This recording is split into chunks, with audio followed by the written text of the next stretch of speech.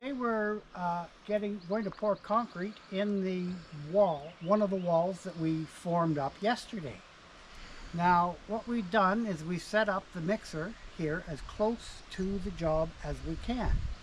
And I have a power wheelbarrow, but I'm using it for transporting the cement that's in bags up to the job site. Plus it's a nice height to just pick it up, turn around and dump it into the mixer. So it saves your back. You could do the same thing with a platform or a regular wheelbarrow. I've just put planks on top of this so that it will help us out. Now, if you're pouring under, like a yard of concrete is 3 feet by 3 feet by 3 feet. Each one of these bags does half of a cubic foot, a yard being 27 cubic feet. Now, if you have just small jobs to do, this is probably the most economical way of doing it. You can buy a load of sand and concrete and stone, but if you go for ready mix, they're probably going to charge you an undercharge for under 3 cubic yards. So it just drives the price way up. Now I think this was about $257 for the 30 bags. And as I say, 2 bags goes for a cubic foot. So this is the way we're buying it for this this small job, because I figure we'll need about 30 bags for this this particular day, and then we'll need another 30 for tomorrow's pour, and the next and the next. So, okay, let's get busy.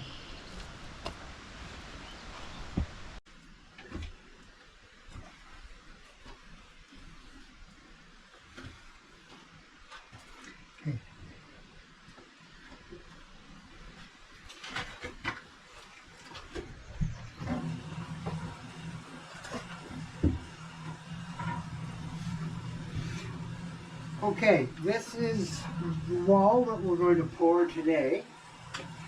Now, you'll see after we strip the forms that I built a little step into it.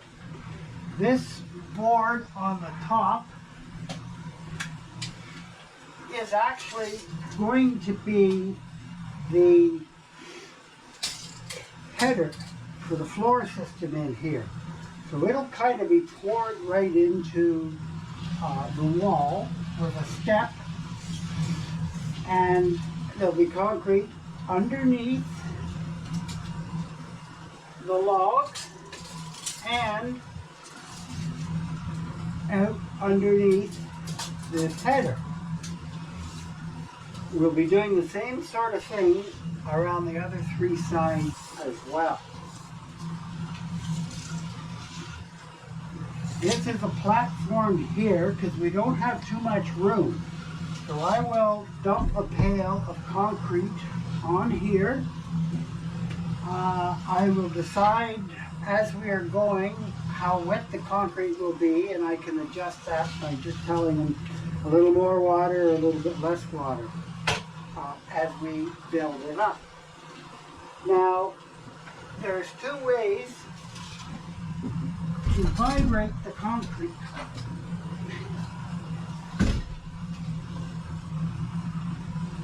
We've just taken the chisels and saws out of the end of our sawzall, and that should give us enough vibrations against this form to vibrate the concrete down into the form. And once we're done and the forms come off, you'll see how good a job we did.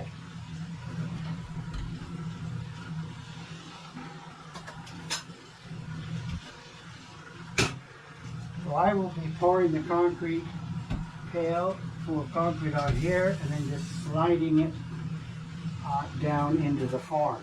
I'll be watching.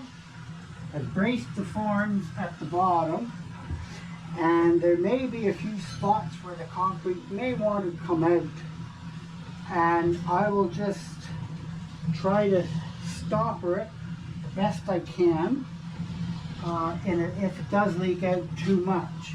But usually what happens is when you pour the concrete in, it'll start to ooze out a little bit, and then it just kind of slows down to a stop, because all of the aggregate in it will just take and kind of bulk up and bridge over the hole.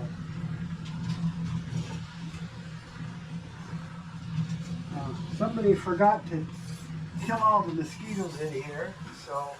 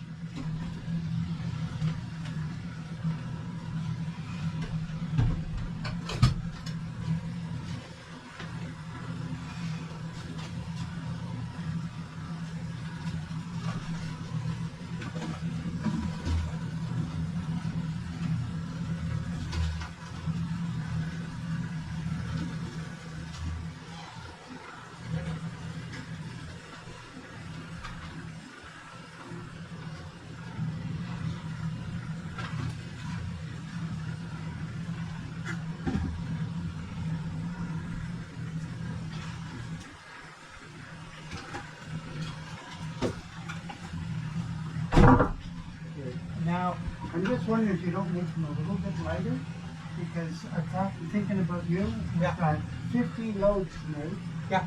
and we don't want to kill ourselves. You're doing a lot of walking today. Yeah, I know. Okay? Yeah.